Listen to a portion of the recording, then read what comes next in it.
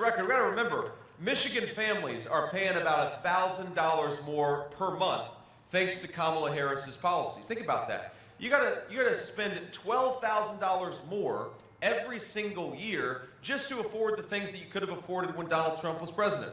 That's a disgrace, by the way, and that's an insult to American families. And as a person who was raised by a grandmother who sometimes, my friends, struggled to, she would forego paying medical bills so that she could put a nice meal on the table for me and my sister. I know, and I know we got a lot of great grandparents out there, and we're thankful to you and we love you. But when Kamala Harris pursues policies that have grocery prices 25% higher than they were 3 years ago, it's people like our grandparents who are struggling to pay those grocery bills. I remember when my grandmother, and I know it gets awfully cold in winter in Michigan, a lot colder than it does in the state of Ohio. And I remember that there were times when my grandmother would choose not to turn on the heat because she couldn't afford it.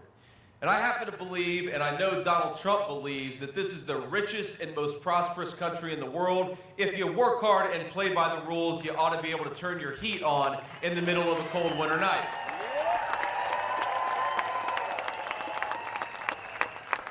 But I know there are a lot of American families who are going to forego, who are going to sacrifice on the basics because of the inflation of Kamala Harris.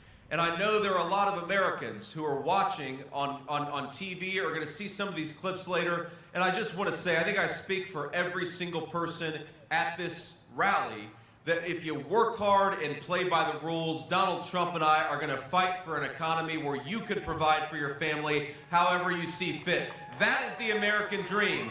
Work hard and play by the rules, you get a good life in this country, and that's what we're going to fight for every single